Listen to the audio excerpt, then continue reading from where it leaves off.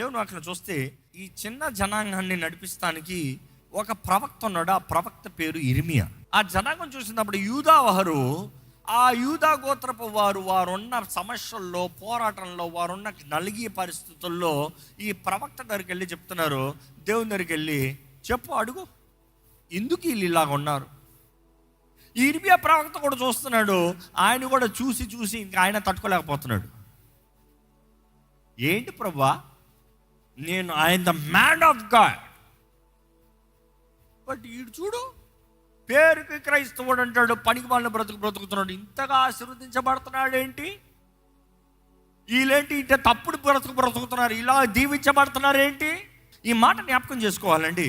ఈ వాక్యంలో చూస్తే మనం, ఈయన దేవుని మీద దగ్గర అడుగుతున్నాడు, దేవుని దగ్గర సనుగుతున్నాడు, వీరందరూ ఎందుకు ఇలా ఉన్నారు. దానికి దేవుడు ఇచ్చే జవాబు చదువుదామా? 5వ వచనం చదువుదామా?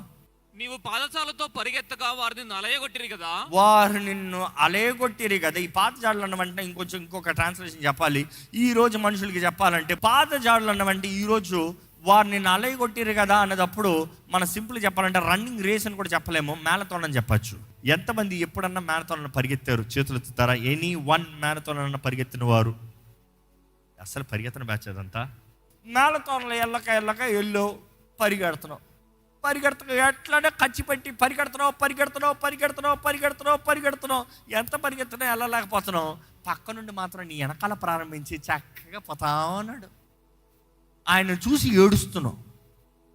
ఏంట్రా ఇట్లా పోతున్నాడు ఏంటి?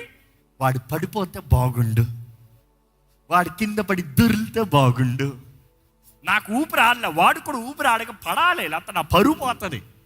ఎందుకంటే నేను పరిగెత్తలేదు కాబట్టి ఎవడో పరిగెత్తలేకూడదు. ఏం బుద్ధి అండి, పనికిమైన బుద్ధి కదా. ఈరోజు చాలామంది ఇలాగనే ఉన్నారు. ఈరోజు దేవుడు అంటున్నాడు, మనుషులతో పరిగెత్తే 10కే నీ పని అయిపోయింది. గుర్రములు వస్తున్నాయి, అది యుద్ధానికి వచ్చే గుర్రలు, మామూలు చెంగులు కాదు. 89 km/h వస్తుంది. అందులో trained horses can go even more fast. అవి వేగంగా వస్తున్నాయి. ఎట్లా పోరాడదాం అనుకుంటున్నావు? ఎట్లా పరిగెడదాం అనుకుంటున్నావు? తోటి మనుషుడు పరిగెడతానే నీ వల్ల అవుతలేదు, దానితో ఎట్లా పోరాడదాం అనుకుంటున్నావు? ఇంకో మాటలో చెప్పాలంటే, నీకున్న చిన్న సమస్యలకే నువ్వు పడిపోతున్నావు. పెద్ద పోరాటాలు వస్తే ఎలాగ ఎదుర్కొంటావు అనుకుంటున్నావు? ఎందుకంటే నీవు పరిగెడతనే కానీ జయము లేదు. బైబిల్ మొత్తంలో అదే తెలియజేస్తుంది. You have to run. నీవు పరిగెత్తాలి. నీవు పరిగెత్తకుండా కార్యం జరగదు. దేవుడు అంటాడు, నువ్వు పరిగెత్తు, నీకు జయము. కానీ ఒక చిన్న విషయం అంటే, దేవుడు అంటాడు, గుర్రంలో పోరాడతాం నీకు అసాధ్యము, కానీ నీవు కానీ ఇతరులతో సరిగా ఉండి దేవుని మీద ఆధారపడి దేవుని సన్నిధితో దేవునితో బ్రతుకుతే మనుషులను పోరాడదు కాదు నీ జీవితం, గుర్రాలని దాటుకుని పోయేది నీ జీవితం. ఎందుకంటే ఒక మనుషుడు గుర్రాన్ని పరిగెడతాము ఇంపాసిబుల్, కానీ బైబిల్లో పరిగెత్తాడండి ఒక మనిషి. గుర్రము కాదు, రథములు, చారియట్స్ని దాటుకుని పోయాడు ఒక మనిషి. ఎవరు తెలుసా? అది ఏలియా. ఎలాగా? ఆయన దేవుని సన్నిధిలో ప్రార్థించిన తర్వాత ఆహాబుకి చెప్తున్నాడు, ఇదిగో వర్షం వస్తుంది, నువ్వు తొందరగా బయలుదేరా అంటే ఆయన రథంలో ఎక్కి బయలుదేరాడు. ఈయన అంతా ముగించుకుని చూసి చక్కగా దిగి వచ్చి, దేవుని ఆత్మ, బైబిల్లో రాయబడి ఉంటుంది, దేవుని ఆత్మ ఆయన పైన దిగి వచ్చిన వెంటనే ఆయన నడుం కట్టి పరిగెత్తాడంట. ఎట్లా పరిగెట్టాడు? ఆయన పోస్చర్ ఎలా, కాలు ఎలా వెళ్ళుంటుందా అని అనుకుంటున్నాను నేను. ఎందుకంటే ఆయన పరిగెత్తిన స్పీడ్కి ఆహాబు రథములు దాటి, ఆహాబు రాజ రథములు దాటి సర్రని వెళ్ళిపోయాడంట. అంటే దేవుడు చెప్పదలుచుకుంది ఏంటి? అయ్యా, నువ్వు చిన్న దానికి బాధపడద్దు, నువ్వు చిన్న దానికే పెద్ద కలిసి ఫీలింగ్ ఇచ్చుకోవద్దు. రథములు ఉన్నాయి, గుర్రాలు ఉన్నాయి. నువ్వు గుర్రంని దాటే శక్తి కావాలంటే నీ శక్తి బట్టి కాదు, నీ బలము బట్టి కాదు, ఆయన ఆత్మ, నా ఆత్మ ద్వారా జరుగుతుంది. దేవుడు చెప్తున్నాడు, ఆయన ఆత్మ నీ పైన వస్తే ఒక్క గుర్రము కాదు, రథములన్నీ కలిసారా నువ్వు పరిగెత్తుకుని పోతావు. అంటే దేవుడు చెప్పదలుచుకుంది ఒకటేనండి, మన జీవితంలో మన హృదయ శుద్ధిని కాపాడుకుని సరిగా బ్రతుకుతే దేవుడు అంటున్నాడు, నీ జీవితంలో I will do the super natural. నేను బలంనిస్తా, నేను శక్తినిస్తా, నేను నడిపిస్తా, నేను జయంనిస్తా. ఈరోజు చాలామంది ఈ మాటని అంగీకరించారు. కారణం ఏంటంటే వారి తలంపులు ఎప్పుడు చూసినా వారికి ఏమవుతుందా. ప్రారంభంలో చెప్పా, నీ చేతికి వచ్చింది శక్తి లోపం లేకుండా చెయ్యి. You be faithful in what you are. కొంచెంలో నమ్మకస్తుని అధికమైన వాటిపైన అధిపతిగా చేస్తాడు దేవుడు. కొంచెంలో నమ్మకంగా ఉన్నవాడు అధికంలో కూడా నమ్మకంగా ఉంటాడు. కాబట్టి నమ్మకత్వాన్ని దేవుడు నీ దగ్గర నుంచి కోరుతున్నాడు. నమ్మకత్వం లేకపోతే ఎక్కువది, పెద్దది, గొప్పది నీ చేతులకు అప్పచెప్పడు. ఈరోజు మిమ్మల్ని అడుగుతున్నానండి, ఏ విషయంలో మీరు నమ్మకంగా ఉన్నారు? దేవుడు ఏ విషయంలో మిమ్మల్ని చూసి బలా నమ్మకమైన మంచి దాసుడు అని చెప్పగలుగుతాడు? ఏ విషయంలో మీరు దేవుని చూసి ప్రభువా చూడయ్యా నీ కొరకు చేశానని చెప్పగలుగుతారు? ప్రభువా చూడయ్యా నీ కొరకు చేశానంటే చాలామంది అనుకుంటారు దేవుని కొరకు ఏదో చేసి పెడతాము, లేకపోతే ఏదో ఆలయం కట్టి పెడతాము, లేకపోతే ఏదో కొని పెడతాము, ఏదో బహుమానం ఇస్తాం, లేకపోతే ఏదో కానుక ఇస్తాం. No no no. నీకు ఇచ్చిన కుటుంబం, నీకు ఇచ్చిన తరుణము, నీకు ఇచ్చిన జీవితము, నీకు ఇచ్చింది ఏదైనా సరే, whatever you are, you can show God out of what you have given me. This is what I have done. నీవిచ్చిన దానికి నేను చేశాను ప్రభువా, నీవిచ్చిన దానికి నేను ఇచ్చాను ప్రభువా, ఇదిగో నీవు ఇచ్చింది ఇలాగ చేశాను. మనదంటూ ఏది లేదండి, అంతా ఆయనదే. మన జీవితంలో మనం సంపాదించుకుంది మన సంపాదన కాదు, దీవించే దేవుడు ఉన్నాడు. ఆయన ఇవ్వకపోతే మనం ఎంత కష్టపడినా వ్యర్థమే, ఏ మాత్రం లాభం లేదు. ఈరోజు ఆయన బలము, ఆయన ఆత్మ నిన్ను నింపితే గొప్ప కార్యాలు. నీవు మనుషుల్ని పట్టుకుంటావేమో కానీ మనుషుల సహాయము వ్యర్థము. మనుషుల మీద ఆధారపడేవారు అవమానపరచబడతారు. దేవుడు వాక్యలో చూస్తే కీర్తనలు 33:17, రక్షించుటకు గుర్రము అక్కరకు రాదు, రక్షించుటకు గుర్రము అక్కడికి రాదు, అది దాని విశేష బలము చేత మనుషులను తప్పింపజాలదు. దాని విశేష బలము. నువ్వు గుర్రాన్ని చూసినప్పుడు ఓహో ఎంత బలము అంటున్నావేమో. ఏ గుర్రాలు నీకు సహాయం రాదు, ఏ గుర్రాలు నీకు అక్కడికి రాదు, ఏ గుర్రము నిన్ను విడిపించలేదు. గుర్రాలని నమ్ముకుంటాం వ్యర్థము. ఈరోజు చాలామంది గుర్రాలు లాంటి మనుషుల్ని నమ్ముకుంటున్నారు. ఈ గొప్పను నమ్ముకుంటూ అవుతుంది, ఈ పెద్దోడిని నమ్ముకుంటూ అవుతుంది, ఈ పలానా వ్యక్తిని నమ్ముకుంటూ అవుతుంది, పలానా కంపెనీని నమ్ముకుంటూ అవుతుంది. No no no no no. అవన్నీ నీకు అక్కడికి రావు, వారు చేయలేరు. దేవుని వాక్యం చాలా స్పష్టంగా చెప్తుందండి. కీర్తన 20:7 చూస్తే గుర్రములను బట్టి అతిశయపడుదురు. కొందరు గుర్రములు బట్టి అతిశయపడతారు. అంటే కొంతమంది గుర్రములు బట్టి, రథములు బట్టి, ఇదిగో నాది చూడు, నా కెపాసిటీ చూడు, అందరి దగ్గర లేనిది, అందరూ చేయలేనిది, అందరికి జరగనిది నా దగ్గర ఉంది, నా దగ్గర ఉందని అతిశయపడతారు. కానీ మనమైతే మన దేవుడైన యెహోవా నామమును బట్టి అతిశయపడుదుము. దేవుడైన యెహోవా నామాన్ని బట్టి అతిశయపడేవారు ఇక్కడ ఉంటే బిగ్గరగా హల్లెలూయా చెప్తారా? ఎందుకంటే మనం అతిశయపడాలంటే ఆయన నామాన్ని బట్టి అతిశయపడాలంట. కొందరైతే గుర్రములు, రథములు, కానీ వేస్ట్. ప్రభు ఆత్మ నీ పైన వస్తే చాలు, నీ 2 కాళ్ళు చాలు సుర్ర దాటుకుని పోతానికి. ఎందుకంటే it's a God of power, speed, super natural speed. ఎందుకంటే అక్కడ గుర్రములు మాత్రమే. మరలా ఇర్మియా గ్రంథానికి వస్తే అంతటితో ముగించలేదు దేవుడు. 5వ వచనము ఏమంటున్నాడు? గుర్రములతో మాత్రం అవ్వలేదు, కానీ నెక్స్ట్ దేంతో చెప్తున్నాడు? నెక్స్ట్ ఏం వస్తుంది అంటున్నాడు? యోర్దాను ప్రవాహముగా వచ్చినప్పుడు, యోర్దాను ప్రవాహముగా వచ్చినప్పుడు నీవేమి చేయుదువు? ఏం చేస్తావు? ఎందుకంటే ఎర్ర సముద్రాన్ని పాయలు చేసిన దేవుడు జ్ఞాపకం చేస్తున్నాడు. యోర్దాను నదిని కూడా పాయలు చేసిన దేవుడు జ్ఞాపకం చేస్తున్నాడు. యోర్దాన్ అంత ప్రవాహం లాగా వస్తే ఏం చేస్తావు? ఎందుకంటే నీ శక్తి, నీ బలము, నీ అతిశయము నీ దాన్ని బట్టి కాదు విర్రవీగేది. It is not about you. కనికరించే దేవుడు, కృప చూపించే దేవుడు, బలపరిచే దేవుడు, మేలు చేసే దేవుడు, నువ్వు అడిగి ఊహించి వాటికంటే నీ కొరకు అత్యధికమైన కార్యాలు జరిగించే దేవుడు. ఇక్కడ దేవుడు అంటుండే హృదయశుద్ధి కలిగి ఉండు, హృదయశుద్ధి కలిగి ఉండు. ఈ మాట చూసినప్పుడు యోర్దాను నది ప్రవాహం వల్లే అని చూస్తాం, కానీ ఇంగ్లీష్లో చూస్తే the flood plain or the floor plan, both are there. The flood plain or the floor plan of Jordan. Jordan చూసినప్పుడు ఏంటంటే the reason surrounding Jordan was a place of jungle grown and the lairs of lion. అంటే యోర్దాను చుట్టూ అది అలాగే jungle లాగా ఉండేదంట. ఆ జంగుల్లో ఎక్కువ ఏముంటుందంటే సింహాలు ఉంటాయంట. ఇంకా మాటలో దేవుడు అంటున్నాడు, మనుషులకే అలిసిపోయావు, వెనకాల వస్తున్నాయి ఏంటి? గుర్రాలు. గుర్రాలకి భయపడ్డావు అనుకో, వెనకాల వస్తుంది ఏంటి? సింహాలు. ఏం చేస్తావు? సంసోను దేవుని ఆత్మతో నింపబడినప్పుడు ఏం చేశాడండి? తెలియని వారికి చెప్తున్నాను, దేవుని ఆత్మ సంసోను పైన దిగి వచ్చినప్పుడు సింహపు నోన్ని చీల్చి పడేశాడంట. The power of God. దేవుని ఆత్మ అనేది బైబిల్ మళ్ళా ప్రత్యేకంగా తెలియజేయబడుతుంది. దావీదు చెప్తాడు, ఏంటంటాడు? సింహాన్ని చంపలేదా? 16.5 సంవత్సరాల దావీదు అంటారు, ఇంచుమించు 16.5 years జరిగిన పరిస్థితి. యవనస్తుడైన బాలుడైన దావీదు సింహాన్ని చంపలేదా? ఈరోజు దేవుడు నీకు అదే చెప్తున్నాడండి. ఆయన మీద ఆధారపడి, ఆయన మీద అతిశయించి, ఆయన ఏమై ఉన్నాడో ఆయన వైపు నీ దృష్టి ఉంటే నిశ్చయంగా చేయి. For sure you are victorious, for sure you will have good success. కానీ ఈరోజు మనం ఏ రకంలో ఉన్నాము అనేది ఒక్కసారి చూడాలి. మలాకీ గ్రంథం ఒకసారి వస్తే, ఈ మలాకీలో దేవుడు చివరి వార్నింగ్స్ ఇస్తున్నాడు. ఈ వార్నింగ్స్ ఇచ్చేటప్పుడు దేవుడు 3 రకాల విశ్వాసుల గురించి, 3 రకాల ప్రజల గురించి తెలియజేస్తున్నాడు. ఈరోజు ఈ రకంలో ఏ రకం ఉన్నారో చూసుకోవాలి. మలాకీ గ్రంథం 3వ అధ్యాయము 13వ వచనం చదువుదామా? యెహోవా సెలవిచ్చినదేమనగా, నన్ను గూర్చి మీరు బహు గర్వపు మాటలు పలికి నిన్ను గూర్చి ఏమి చెప్పితమని మీరు అడుగుదురు. ఏంటంట? వారి దేవుణ్ణి అవమానపరిచి ఆరగంటగా మాట్లాడేవారు గర్విష్ఠులు. దేవుని కంటే అసహ్యం అండి. గర్వంగా మాట్లాడి దేవుడిని అడుగుతున్నారంట, నేనేం చేశాం, మేమేం చెప్పాము నీ గురించి అని దేవుడిని అంటున్నారంట. మరలా చదవండి, ఇప్పుడు ఫస్ట్ కేటగిరీ చూస్తాము.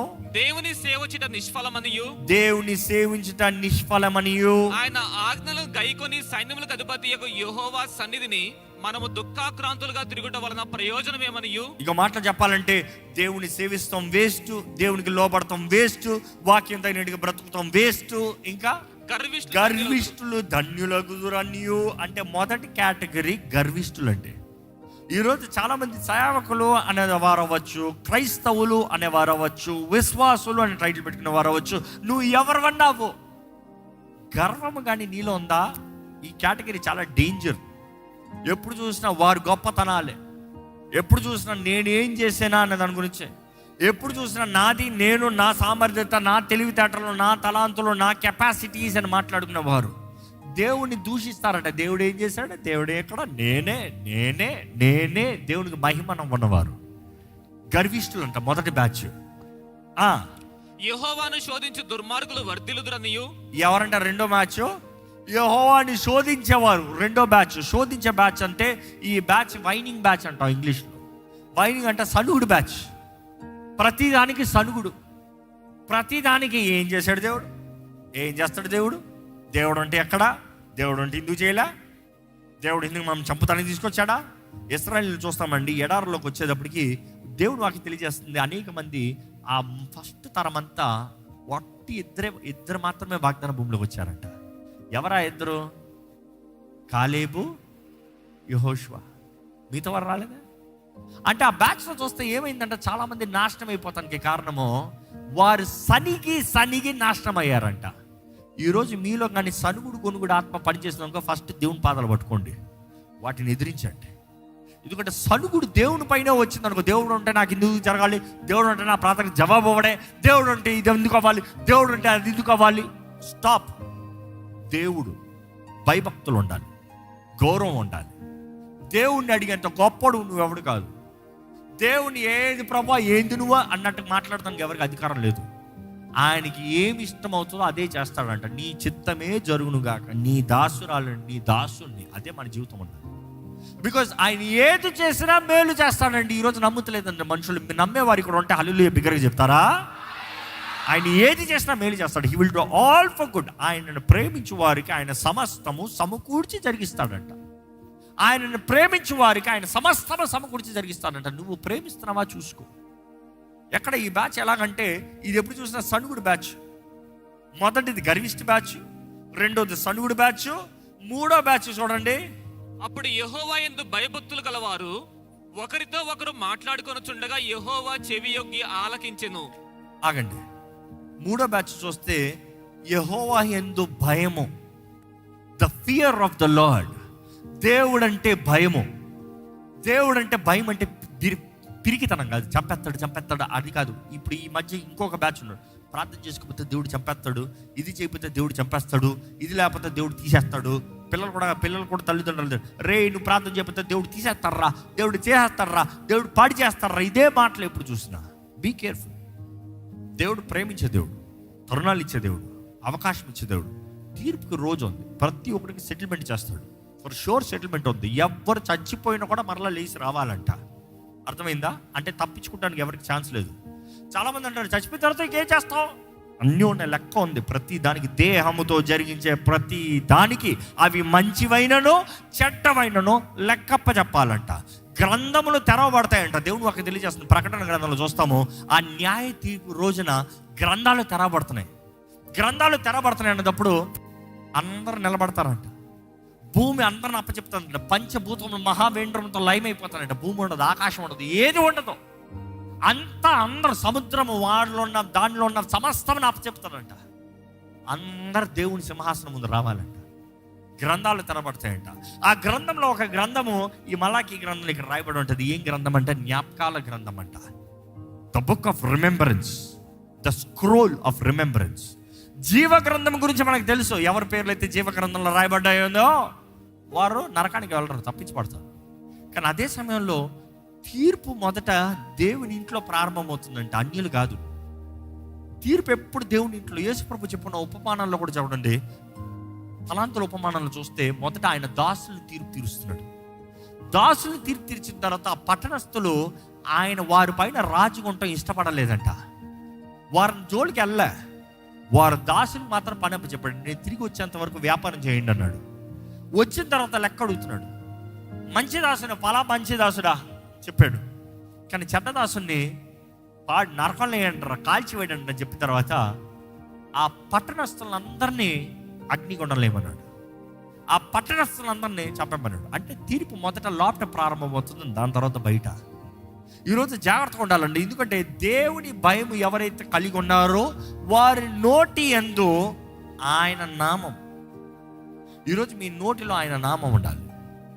ఆయన నామము మీరు కలిగిన వారైతే, ఆయనను మీరు ఆశ్రయం చేసుకున్న వారైతే, ఆయన నమ్మి మీరు బ్రతికేవారైతే జ్ఞాపకాల గ్రంథంలో రాయబడి ఉంటుందంట. చదువుతారా ఆ మాట ఒకసారి? చదువుతారండి. మరియు యెహోవా యందు భయభక్తులు కలిగి ఆయన నామమును స్మరించుచూ ఉండు వారికి, ఆయన నామముని స్మరించుచూ ఉండు వారికి జ్ఞాపకార్థముగా ఒక గ్రంథము ఆయన సముఖమునందు రాయబడెను. The scroll of remembrance was written to record the names of those who fear him and always thoughts about the honor of his name. ఇక మాట చెప్పాలంటే, ఇంగ్లీష్లో నుండి ఇది ట్రాన్స్లేషన్ చేసి చెప్పాలంటే, వారి జీవితంలో దేవుని మహిమపరుస్తానికి ఆశపడిన వారు. ఎలాగ దేవుని మహిమపరుస్తానా? ఈరోజు మన జీవితం ఇలా ఉండాలండి.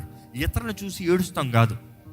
దేవా, నా జీవితం ద్వారా నేను ఎలా మహిమపరుస్తా, దేవా నా జీవితం ద్వారా నేను ఎలా ఘనపరుస్తాను. ఎందుకంటే నిజంగా ఎవరైతే దేవుణ్ణి స్తుతిస్తారో, దేవుని మహిమపరుస్తారో, వారిని దేవుడు అధికంగా హెచ్చిస్తారండి. నా జీవిత కాలంలో ఐ హావ్ సీన్ ఎనఫ్. దేవుని మహిమపరిచే వారిని దేవుడు హెచ్చిస్తూనే ఉంటాడు, ఆగడం. ఎందుకంటే వారిని ద్వారంగా దేవునికి మహిమ వస్తుంది. దేవుని అవమానపరిచే వారిని కనబడరు, వారి తరం కూడా కనబడరు. రైట్ ఇట్ డౌన్, రాసి పెట్టుకోండి. ఎందుకంటే దేవునికి మహిమ రాని జీవితము, పనికి మాలిన జీవితం, అపవాది జీవితం, వేస్ట్. దేవుడు లెక్క కూడా చేయడు. ఈరోజు మనం జ్ఞాపకం చేసుకోవాలండి, అహంకారుల్ని దేవుడు అణగదొక్కుతాడు, దీనుల్ని దేవుడు హెచ్చిస్తాడు. ఈరోజు దేవుని ఆత్మని వేడుకుంటే ఆయన నిశ్చయంగా కార్యం జరిగిస్తాడు. ఈ మూడో జన్మ మనము, లేకపోతే మొదటి జన్మ, మొదటి వారు ఎవరంటే యారగెంట్, మొండి జనం. ఆపా దేవుడు లేడే బా. రెండోది ఏంటంటే కంప్లైనింగ్. నాకు ఇవ్వలేదే, నాకు చేయలేదే, నాకు జవాబు అవ్వలేదా, నాది ఇది ఇవ్వలేదా, నాకు అది అవ్వలేదు. ఎప్పుడు చూసినా సరే ఇచ్చిన దానికి వందనాలు చెప్పరు, కొరతనే కనబడదు. మూడో వారైతే దేవుని భయంతో, గౌరవంతో, దేవుని సన్నిధి అంటే ఆయన రాజు, ఆయన పరమ తండ్రి, గౌరవంతో భయభక్తులతో ఆయన సేవించేవాడు. ఈరోజు ఈ మూడిట్లో ఎవరిలో ఉన్నారు మీరు? ఈ మూడిట్లో ఏదో ఒక బ్యాచ్ ఉంటారు. ఈ మూడిట్లో లేని వారైతే నోబడి ఎగ్జిస్ట్ లైక్ దట్. నేను ఎందులో ఉన్నానో తెలియదు అన్నారు అనుకో, you are arrogant. Because ignorance creates arrogance. ఏంటంట? అవివేకత, అమాయకత్వము అజ్ఞానానికి సాదృశ్యం. You don't know, that is why you are arrogant, because of your ignorance. నా ప్రజలు, my people perish because of ignorance, lack of knowledge. ఈరోజు ఎందరో ఇగ్నోరెన్స్లో ఉన్నారు. ఏంటి ఏది తెలియదు. ఎవరు ఏది చెప్పినా రైటే, ఎవరు ఏది చెప్పినా రైటే. అందుకని అందరికి అన్ని పిచ్చి పోతలు, పిచ్చి పట్టే వాళ్ళగా మారిపోతున్నారు. చివరికి దేవుడే లేదురా అన్నట్టుగా మారిపోతుంది. వాక్యం ఆధారం చేసుకోండి, వాక్యం ఆధారం చేసుకోండి. బికాజ్ ఈ అంచనాల్లో దురద చెవులు, అర్థమవుతుందా? దురద చెవులు అంట. ఏదేదో వస్తాయంట, అన్నీ అనకండి. Be careful. ఇన్నావా, పరీక్షించుకో, వాక్యంలో ఉందా లేదా పరీక్షించుకో. ఈరోజు మన జీవితంలో జ్ఞాపకం చేసుకోవాలి, దేవుని ముందు సరిగొన్నామా, దేవునికి ఇష్టలుగా ఉన్నామా, దేవుని ద్వారా కనపరచబడేవారు ఉన్నామా, దేవుని ప్రజలమైన మనము దేవుని ప్రేమిస్తున్నామా. Let's not worry about the whole people all around us. ఇతరులు దీవించబడ్డారా, జెన్యున్ హ్యాపీనెస్. నీవు చేయవలసింది నీవు చేయి, నీ దృష్టి నువ్వు కలిగి ఉండు, దేవుని ఆత్మ సహాయాన్ని వేడుకో. ఆయన ఆత్మ సహాయం నీకు అనుగ్రహించబడితే చాలు. You will have speed. That speed is enough. అపవాది నిన్ను ఎన్ని రీతిగా దాడి చేయాలన్నా నీ స్పీడ్ చాలు, కొట్టుకుని వెళ్ళిపోతూనే ఉంటావు. దేవుని ఆత్మ ద్వారానే, శక్తి చేత కాదు, బలము చేత కాదు, దేవుని ఆత్మ ద్వారానే జరుగుతుంది. ఇక్కడ ఉన్నవారు మనం దయచేసి తలలోంచి ఒక చిన్న ప్రార్థన చేసుకుందామండి. దేవుని అడుగుతాం, దేవా నన్ను బలపరచు ప్రభా, నాకు సహాయం దయచే ప్రభా, నాకు ధైర్యం దయచే ప్రభా. నేను మనుషులను నమ్మట్లేదయ్యా, మనుషులు నమ్ముతాం వ్యర్థమేనయ్యా, మనుషుల మీద ఆధారపడతాం వ్యర్థమైన ప్రభా. నేను నీ మీద ఆధారపడుతున్నాను, నిన్నే నా సహాయంగా చేసుకుంటాను. దేవుడు నాకు చెప్తుంది, oh to those you go down to Egypt for help. ఐగుప్తు సహాయం కొరకు వెళ్ళే వారికి శ్రమ ఏమో, అందుకనే ఎక్కువ శ్రమలు తెచ్చుకున్నారేమో. మనుషులు సహాయం చేస్తారని మనుషులు సహాయం దగ్గరికి పోతున్నారేమో. అది అక్కర్లేని భారాలుగా, అక్కర్లేని బాధలుగా, అక్కర్లేని పోరాటాలుగా మారిపోయిందేమో. కానీ ఈరోజు దేవుడు తెలియజేస్తున్నాడండి, దేవుడి దగ్గర రమ్మని. ఈరోజు దేవుడు తెలియజేస్తున్నాడండి, ఆయన సహాయం చేస్తాడండి. ప్రయాసపడి భారం మోయించిన వారిలారా నా ఎద్దుకు రండి, he will give you rest. ఆయన మీకు విశ్రాంతిని ఇస్తాడు. ఈరోజు ఆయన సన్నిధిలో ఉన్న మీరు, ఆయన వాక్కు ద్వారా మీరు హెచ్చరించబడితే, నడిపించబడితే, బలపరచబడితే సమర్పించుకోండి, దేవుని చేతుల్లో సమర్పించుకోండి. అడగండి, నీ ఆత్మతో నన్ను నింపయ్యా, నీ ఆత్మ శక్తి నాకు దయచేయ్యా, నాకు విచేక్షణ జ్ఞానాన్ని దయచేయ్యా, నా మనోనేత్రాలని తెరువు ప్రభువా, నేను ఎలా బ్రతకాలో నాకు నేర్పించు ప్రభువా, ఏది సత్య మార్గమో నాకు తెలియజే ప్రభువా, దుష్టుడు అపవాది మోసాలకి నన్ను లొంగిపోకుండా సాయం తెచ్చే ప్రభువా. ఇక్కడ మీరు అలసిపోయిన వారు ఉంటే దేవుడు అంటాడు, ఎందుకు అలసిపోతున్నావు? అలసిపోవాల్సిన అవసరం ఏంటి?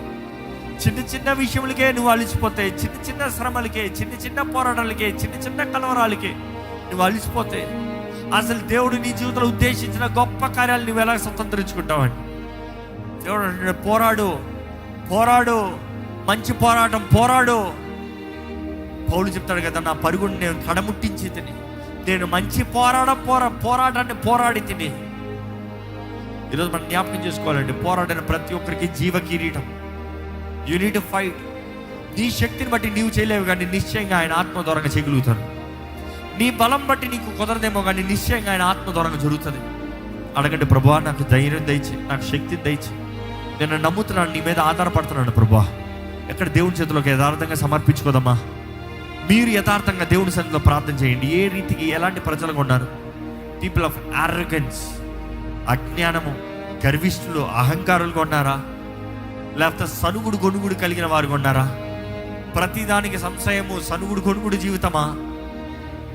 లేకపోతే దేవుని ఎడల భయభక్తులు కలిగిన వారుగా, దేవుని స్తుతించి కీర్తించి మహిమపరిచే వారుగా ఉన్నారా? ఎవరు మీ బలం అండి? ఏ బలం మీద ఆధారపడుతున్నారు మీరు? దేవుని సన్నిధిలో వేడుకోండి, దేవుని సహాయాన్ని వేడుకోండి, దేవుని చేతిలో సమర్పించుకోండి.